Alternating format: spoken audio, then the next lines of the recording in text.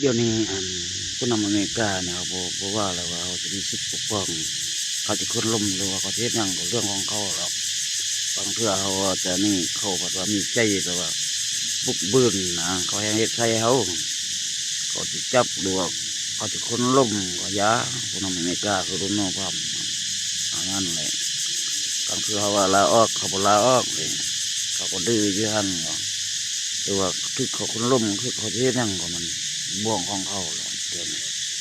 ว่าคันเขาล่มอเมริกาอะไรเขาล่มอิสราเอลได้นี่ไทยก็ยับเยินไปแล้วแข่งงานเขาไปอิสราเอลมันลายเขาปนเปื้อนกับทหารไปนำเลยเวลาเขายึดจะนั่นจะนี่ว่าตัวเองเป็นคนงานเรียกอิสราเอลซื้อๆนั้นก็จะเฮออันอิรักอิหร่านนั้นต้องเบิ่งต่อสายตาประเทศไทยกันเขาไปช่วยว่าเป็นทหารจะนั่นจะนี่ก็จะจับอันบวนตั้งอาวุธจะนั่นจะนี่ก็อเมริกาทิ่มไปมันทึกเป้าค่ะหนู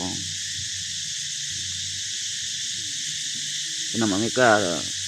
บ่มีแล้วจีเฮ็ดในไรก็ยาของเขาก็จะล่มก็ยาอันนั้นเขาว่ามีชุดปกป้องมันรวมพร้อมนั่นเอาที่เริ่มเกิมไปไล่ตอนนั้นเจอมืดชิดแล้วมันรวมพร้อม2,16